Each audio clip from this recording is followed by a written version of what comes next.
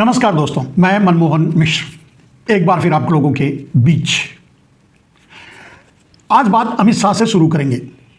नरेंद्र मोदी और एप्स्टीन के बीच के रिश्ते की बात करेंगे। नरेंद्र मोदी के झूठ की स्थापना की बात करेंगे।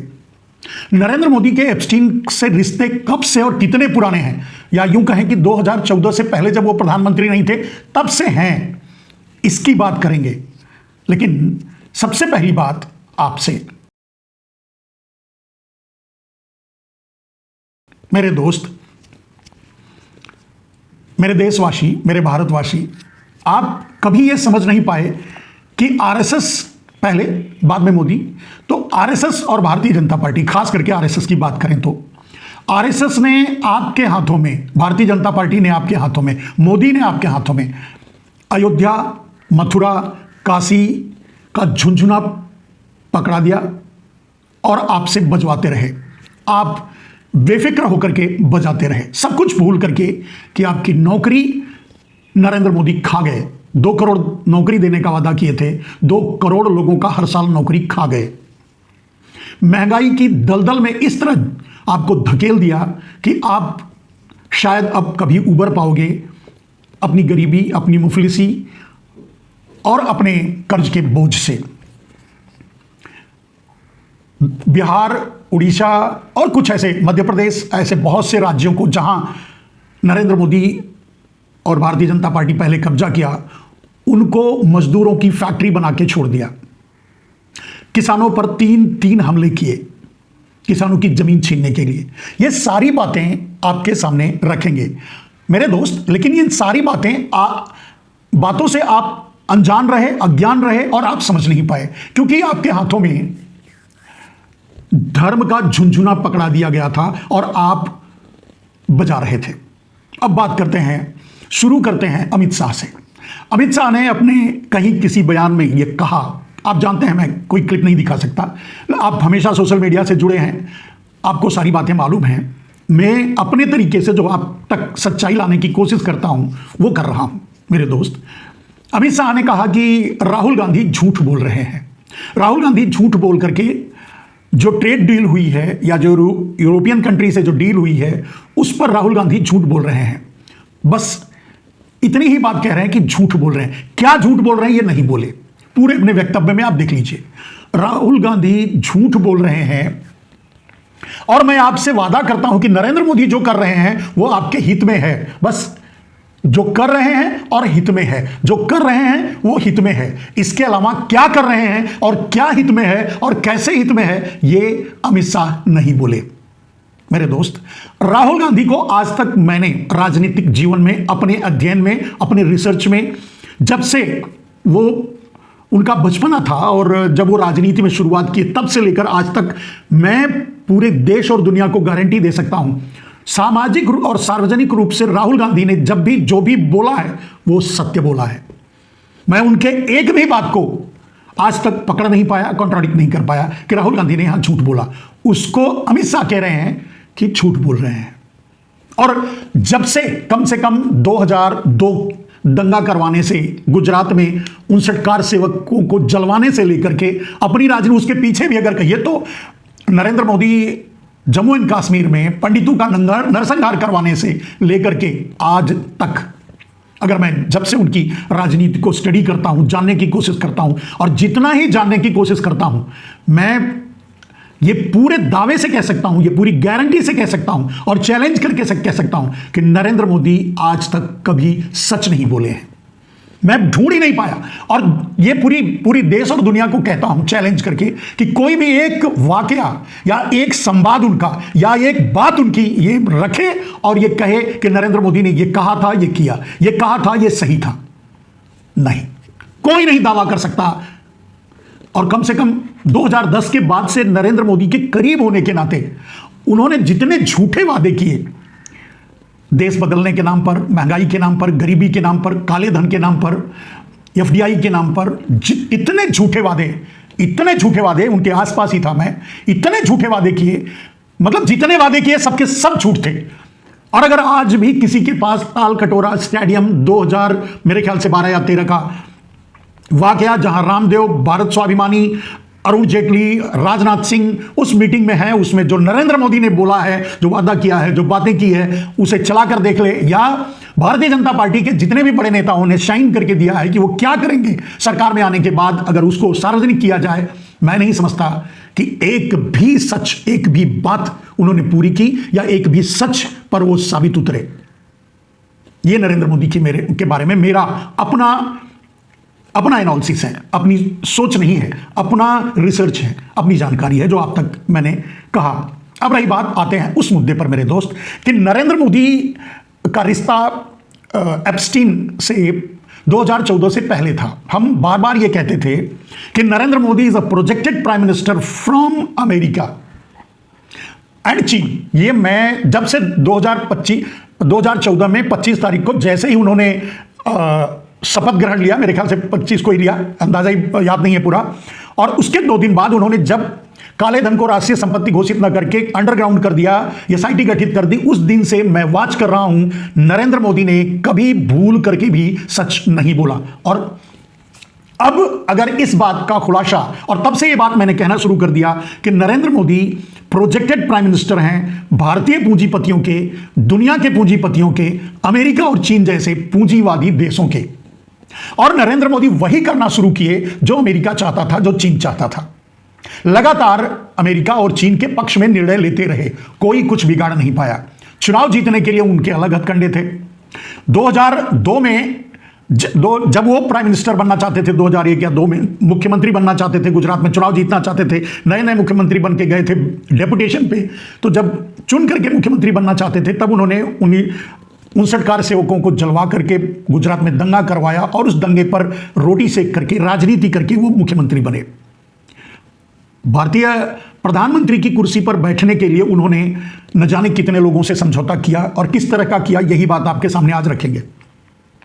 मेरे दोस्त, अब यह बात साबित हो चुका है कि एप्स्टीन से नरेंद्र मोदी का रिश्ता था 2014 के पहले से थे, और अमेरिका के कहने पर, अमेरिका की दलाली पर, अमेरिका के प्रोजेक्ट अमेरिका ने तैयार किया, और उसमें ब्रोकरशिप जो थी वो एप्स्टीन की थी।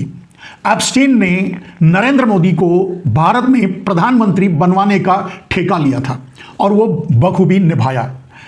इतना गहरा और इतना लंबा रिश्ता है नरेंद्र मोदी का और एप्स्टीन से। इसको समझने के लिए आप पवन खेरा का प्रेस कॉन्फ्रेंस जब देखेंगे, उन्होंने ये साबित किया है अपने प्रेस कॉन्फ्रेंस में कि जैसे ही नरेंद्र मोदी प्रधानमंत्री बने, बनते ही कुछ महीनों के बाद ही हरदीप पुरी लग गए इस काम में कि एप्स्टीन से कम्युनिकेशन स्थापित करने में। कम्युनिकेशन पहले से था, उस कम्युनिकेशन के सूत्रधार की जिम्मेदारी उसके प्रधानमंत्री बनने के बाद हरदीप पुरी को दे दी गई। उसके पहले कौन जिम्मेदारी निभा रहा था नहीं मालूम, लेकिन एप्स्टीन किसके कहने पर यह कर रहा था? बिल गेट्स या दुनिया के पूंजीपति या चीन और अमेरिका के कहने पर। अब यह साबित करने की जरूरत नहीं है, क्योंकि चीन को 70% भारत का एफएमसीजी मार्केट मिल चुका है, बाजार पर कब्जा कर चुका है।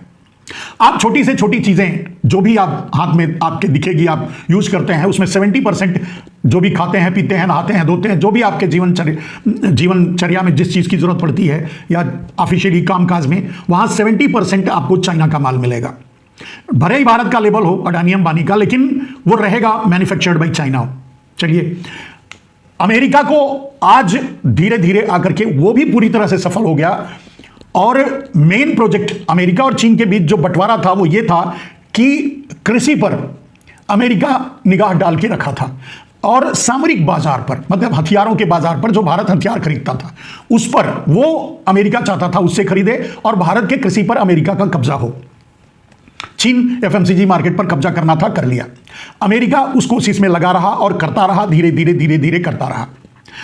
एप्स्टीन जैसे लोगों के कहने पर, उनकी दलाली पर, उनके प्रमोशन पर, उनके द्वारा प्रोजेक्ट करके नरेंद्र मोदी भारत के प्रधानमंत्री बने थे। सारा पैसा अगर सीआईए और अमेरिका ने लगाया नरेंद्र मोदी को प्रधानमंत्री बनाने में, तो वो इनडायरेक्टली एप्स्टीन के जरिए ही प्रोजेक्ट किया गया था। अब ये बात साबित हो चुकी है। मैंने कहा, पवन खेरा ने ये बात साबित की प्रेस कॉन्फ्रेंस में कि जैसे ही प्रधानमंत्री बने वैसे ही बाकी का काम, प्रधानमंत्री बनने के बाद नरेंद्र मोदी ने काले धन को राष्ट्रीय संपत्ति घोषित न करके एसआईटी गठित किया, वो भी अमेरिका के हिस्सा। ये कई बार मेरे जितने भी वीडियो हैं और जब भी मैं काले धन का नाम लिया हूं तब भी मैं ये बात बताया हूं कि अमेरिका के इशारे पर, अमेरिका के कहने पर एसआईटी गठित किया और उस ब्लैक मनी को अंडरग्राउंड किया और वहीं रहने दिया हिस्सेदारी लेकर के, क्योंकि उस पैसे को उधार लेकर के उन बैंकों से अमेरिका यूज कर चुका था। अगर उसे वापस देना पड़ता तो अमेरिका दिवालिया भी हो सकता था। इस विषय पर कभी और बोलेंगे। मेरे दोस्त, आज की बात तो यह साबित हो चुका कि एप्स्टीन और नरेंद्र मोदी का रिश्ता बहुत गहरा और बहुत पुराना है। यह मिथक नहीं है, यह किस्से कहानियां नहीं है, यह साबित हो चुका है। थोड़ा आगे बढ़ते हैं।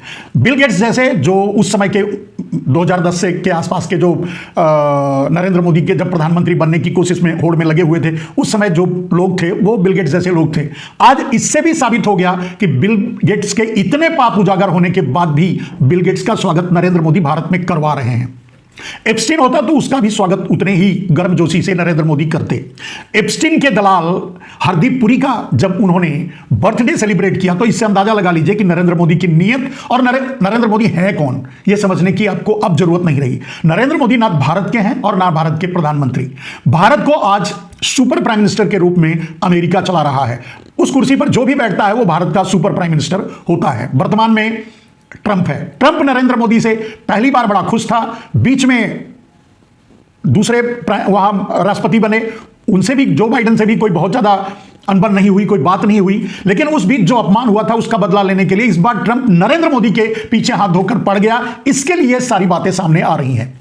मैं पहले भी आपको बता चुका हूं, एप्स्टीन फाइल से जो बातें बाहर आ रही हैं, खास करके नरेंद्र मोदी को लेकर के, वो सब कुछ, या भारत या अनिल अंबानी को लेकर के, वो सब कुछ ट्रंप रिलीज करवा रहा है। अभी बहुत कुछ बाकी है जो आना है। यह साबित हो जाएगा आगे चल करके कि आरएसएस का कितना गहरा संबंध एप्स्टीन से था। एप्स्टीन और अमेरिका और भारत के बीच का जो ब्रोकर था, दलाल था, वो एप्स्टीन ही था।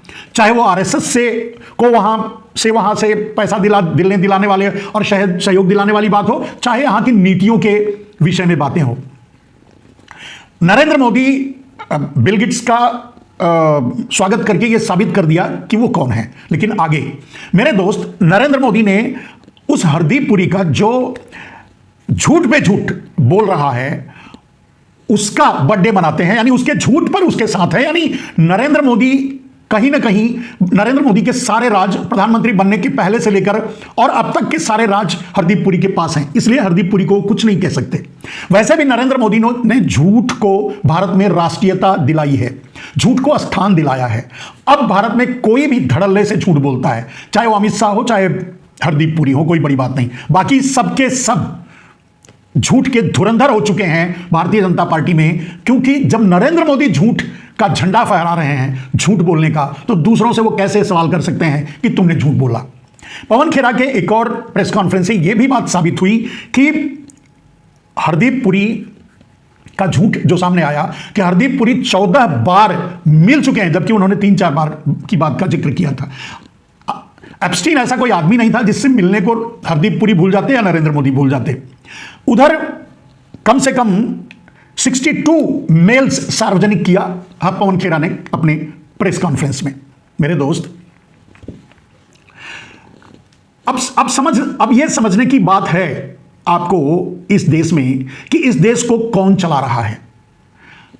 पहले एप्स्टीन के जरिए, अब ट्रंप डायरेक्ट। अब आप सोच रहे होंगे कि ट्रंप तो नरेंद्र मोदी के पीछे हाथ धोकर पड़ा हुआ है। यह सच बात है। अब ट्रंप नरेंद्र मोदी को 1 मिनट के लिए प्रधानमंत्री की कुर्सी पर बर्दाश्त कर नहीं पा रहा है। और ये जो नरेंद्र मोदी की कलई खुल रही है, उनके पीछे जो उन्होंने जो कांड किया है देश को झुंझुना पकड़ा करके मथुरा काशी का, वो सब कुछ उजागर कर रहा है। और वो एक चैलेंज भी कर चुका था इनडायरेक्टली कि नरेंद्र मोदी की राजनीति में खत्म नहीं करना चाहता। तो हरदीप पुरी का झूठ हरदीप का झूठ नहीं है, ये नरेंद्र मोदी का झूठ है। ये बात नरेंद्र मोदी ने उसका बर्थडे सेलिब्रेट करके साबित भी कर लिया और स्वीकार भी कर लिया। मोदी के बारे में अगर ये है, अपने जैसे मान लीजिए कि एक झूठा राजा किसी राज्य में है, वो अपने पूरे राज्य में मुनादी करवा देता है कि जो भी सच बोलेगा उसका सर कलम कर दिया जाएगा। नरेंद्र मोदी ने ऐसा ही कुछ भारत में इस समय कर दिया है।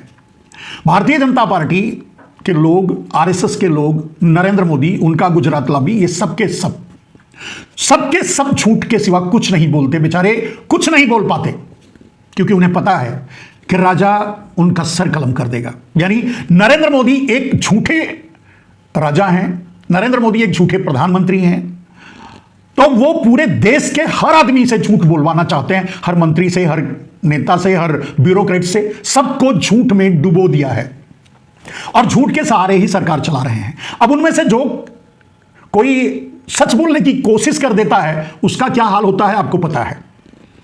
दोस्तों, पवन खेरा ने अपने प्रेस कॉन्फ्रेंस में एक बड़ी रोचक बात उन्होंने कही जो मुझे थोड़ी अच्छी लगी, आपके सामने अपने तरीके से रख रहा हूं।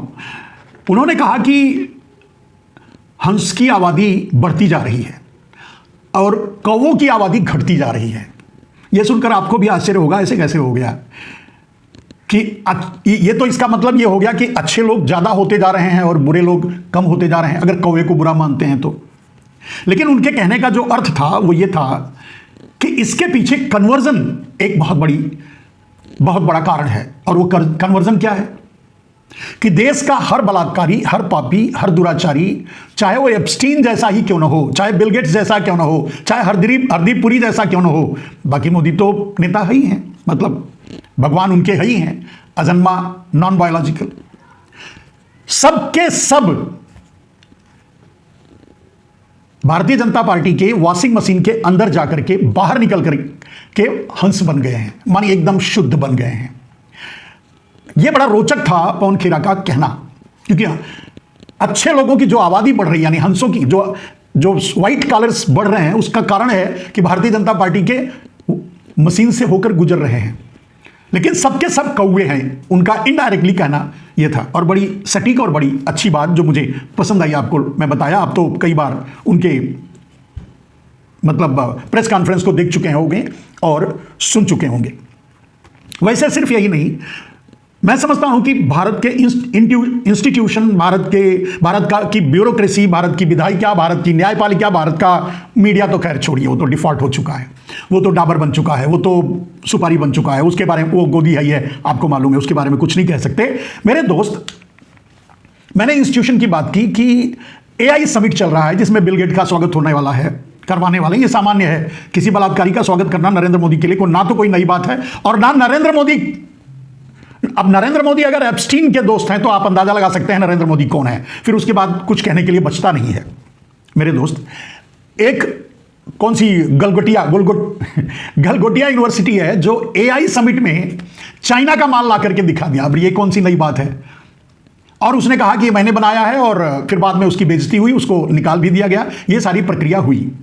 ये कोई बहुत बड़ा झूठ नहीं है। नरेंद्र मोदी ने जिस तरह से झूठ का राष्ट्रीयकरण किया है, झूठ की स्थापना करवाई है, कोई भी झूठ बोलने से बिंदास बोलता है और कोई झूठ बोलने से जरा भी नहीं हिचकता। और उस झूठ को सच साबित करने के लिए मीडिया ही है, गुदी मीडिया की बात कर रहा हूं। तो यहां गलगोटिया यूनिवर्सिटी ने कोई ऐसा कमाल नहीं किया है जो नरेंद्र मोदी दिन रात कर रहे हैं, वही गलगोटिया यूनिवर्सिटी ने किया। उसको पनिश करना कोई मतलब गलत बात है।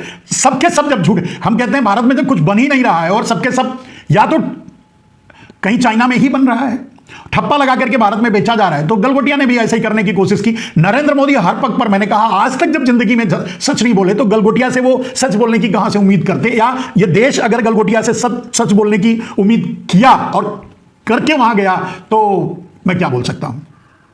नरेंद्र मोदी, मैंने कहा कि नरेंद्र मोदी ने झूठ को मर्यादा दिलाई है, झूठ का बाजार गर्म किया है, झूठ को आसमान तक ले गए हैं, झूठ फैलाया है, झूठ खाया है, झूठ जिया है, झूठ है, सर से पांव तक झूठे हैं नरेंद्र मोदी। फिर आप देश के किसी से भी ये उम्मीद कैसे कर सकते हैं कि वो सच होगा? जो सच है वो नरेंद्र मोदी के सामने खड़े हैं, जो नरेंद्र मोदी के साइड में खड़े हैं वो सच हैं। ये इसकी कल्पना ही नहीं की जा सकती, इसके बारे में सोचा ही नहीं जा सकता, इसके बारे में कहा ही नहीं। जब बाद में उनसे अलग हट करके अपने आप को सच साबित करने की कोशिश करें, ये देश का मजाक होगा, ये एक और क्राइम होगा, ये एक और अपराध होगा, लोगों को बेवकूफ बनाने का तरीका, या फिर वही धर्म के नाम पर झुंझुना बजवाया जाएगा, लोगों को बेवकूफ बनाया जाएगा। मेरे दोस्त, नरेंद्र मोदी ने, मैंने कई बार ये बात कही, इसी बात से समाप्त करेंगे इस वीडियो को, कि कम से कम नहीं कुछ तो 825 करोड़ रुपया खर्च करके उन्होंने पूरे दुनिया का देशाटन किया। उस देशाटन का परिणाम क्या निकला आपने देखा।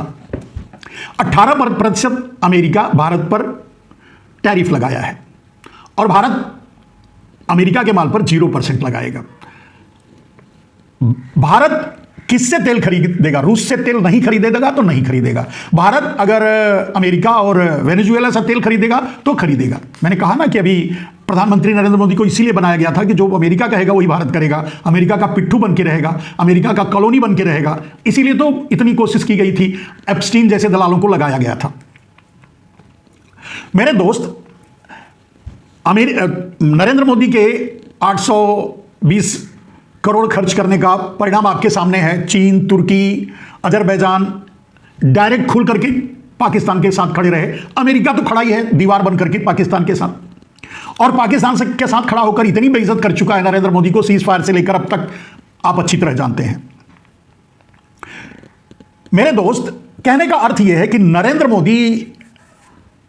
नरेंद्र मोदी को अब पूरा देश ये बात समझ चुका है और पूरा देश जान चुका है कि नरेंद्र मोदी प्रधानमंत्री नहीं है, या अगर प्रधानमंत्री हैं तो ये मॉडिफाइड या जेनेटिक मॉडिफाइड या मॉडिफाइड, और वैसे भी नरेंद्र मोदी खुद ही कहते हैं कि वो नॉन बायोलॉजिकल हैं, तो वो अपने आप को ऊपर से कनेक्शन बताते हैं। लेकिन मैं कहता हूं ये इनका कनेक्शन, ऊपर से कनेक्शन जोड़ने वाला भी अमेरिका और एप्स्टीन जैसा ब्रोकर ही था। वैसे वो इस दुनिया में नहीं है, लेकिन उससे कनेक्शन आज भी नरेंद्र मोदी का है, और उसी के कहने पर, उसी के निर्णयों से यहाँ की सरकार, यानी नरेंद्र मोदी वैसे सरकार कहाँ चला रहे हैं, एक सिंडिकेट चला रहे हैं भारत पर। एक सिंडिकेट, अडानी को आप जानते ही हैं, किंग ऑफ ड्रग्स। वो व्यापारी थोड़ी है, वो तो ड्रग्स का व्यापारी है, वो किंग है उस तरह से। और अडानी, अंबानी, मोदी, अमित शाह, ये 4 लोग देश को चला रहे हैं। ये गुजरात लॉबी किस ढंग से चला रहे हैं और किस हालत में पहुंचा दिए हैं, ये बताने की जरूरत नहीं है। भारत को बचाने की जिम्मेदारी अब इस देश के ऊपर है, देश की आम जनता के ऊपर है। और अगर ये भारत की आम जनता ये समझती है कि नरेंद्र मोदी को वोट देकर हटा देगा तो भूल जाए। लोकतांत्रिक तथाकथित लोग, लोकतंत्र तो बचा ही नहीं है। चोरी से नरेंद्र मोदी वोट ले रहे हैं, चोरी से वोट डलवा रहे हैं, चोरी के मतलब वो भी ठेका नरेंद्र मोदी अगर ठेके पर आए हैं तो वो भी ठेका तो दिए ही हैं। मतलब ज्ञानेश कुमार जैसे लोगों को ठेका दे करके लोकतंत्र को अपने बस में कर, लोकतंत्र कहां, देश को अपने बस में किया हुआ है तथाकथित चुनाव के नाम पर। नरेंद्र मोदी को हटाने के लिए पूरे देश की आम जनता को सड़क पर उतरना पड़ेगा। जिस दिन यह बात सड़क पर लोगों को समझ में आ जाएगी, उस दिन देश को मुक्ति मिलेगी। किसानों में खलबली मची हुई है, सुगबुगाहट है।